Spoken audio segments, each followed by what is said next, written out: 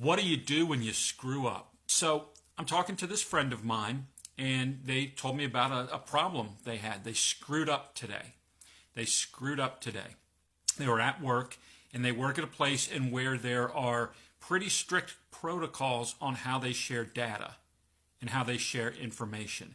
They're really specific about what they can and can't do. So this person was working on a project, and they were not sure what was being asked of them. They didn't understand the deadline. They didn't understand what was involved, what they had to do, and they panicked a little bit. They thought, well, I'm going to screw this up. I don't want to get reprimanded, and so they were trying to play catch up. They're kind of working along, going, oh my gosh, I got to do this, and what if I don't get finished in time, and I'm not sure how to do this, and what do they mean by that? And so they kind of got a little whipped up, they got a little spun up, and they started kind of trying to accelerate their decision-making process, trying to get this thing done, and they decided that they couldn't get it done using the regular methods, so they decided to cut a few corners, reached out to a fellow team member, and began to collaborate with them. Here's what's going on, here's what I need, and during that, they wound up giving access to and receiving certain data and certain information that they weren't allowed to do or they weren't allowed to have, and they got caught. They got caught and they got written up for it. Now, they're going to be fine. They're not going to be let go. It's not criminal.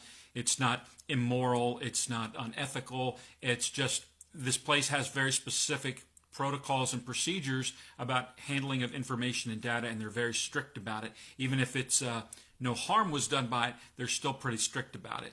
So this person was concerned about, okay, what's going to happen to me? And they're kind of beating themselves up a little bit.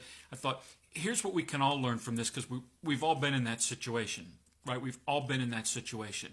Here's what I told them. So the hard part is you're going to have to strike a balance between being not too hard on yourself and not too easy on yourself. And depending on your personality and your temperament, it could go one way or the other. Some people are overly easy on themselves, and this can be an absolute disaster. This is when you try and cop out and you don't take responsibility. I'm sure that you have seen people do this, and this person was beginning to do this a little bit, and I had to talk to him and say, hey, don't want to make you uncomfortable, but when you hear people start saying, well, I didn't know this, and this person said that, and you can see they're trying to shift the blame or the responsibility to somebody else or to the organization. Well, these are dumb rules, or that person shouldn't have told me that, or anything along those lines. When you see that start to happen, it's a bad sign. It's a bad sign. You don't want to do that. You always want to accept ownership of who you are. The fact is, nobody can make you do anything. Nobody can make you do anything. You may be in a tough spot. You may be in a seemingly impossible situation. It's always your choice. You have free will. It's always your choice to make. You have to own it. Don't shift that on anybody else, because when you do, bad things start to happen. We all do it. We're all subject to it. We can all fall prey to this. Don't do it. Don't shift the blame or the burden to other people. You got to own that stuff. But when you own it, you don't want to beat yourself up too bad either. You're a human being. You make mistakes. And particularly in a case like this, there's nothing criminal, there's nothing immoral, they haven't screwed anybody over, they haven't done anything really bad. They just kind of screwed up and made a mistake. You have to learn to forgive yourself. And even better, what I was talking to this person about this, use that as a learning opportunity. That's the best way to get better in the long run, is use it as a learning opportunity. Hit the timeout button and then go back in time and replay what happened in your head.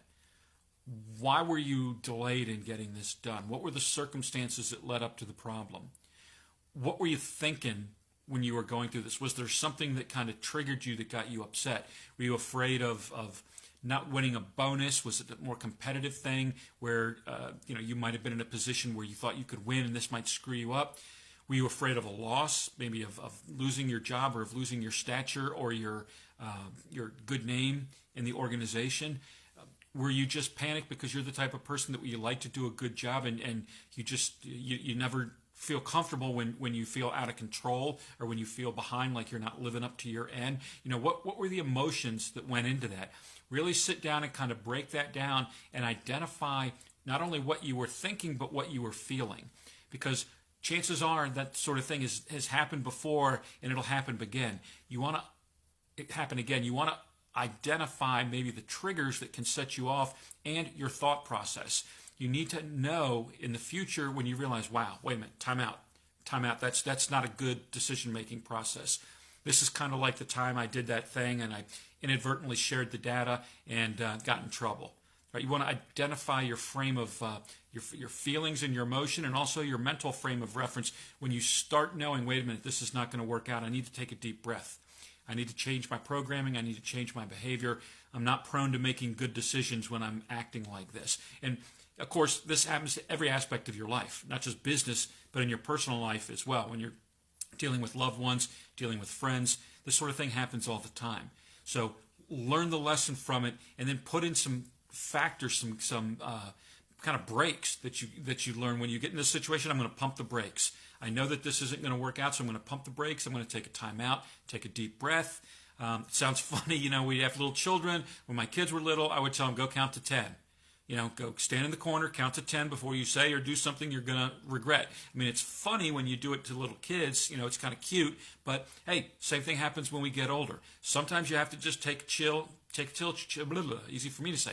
Take a chill pill, relax, take a deep breath, but get rid of that bad path that you're on. Pump the brakes and realize that if you keep going down that road, probably nothing good is going to happen from it.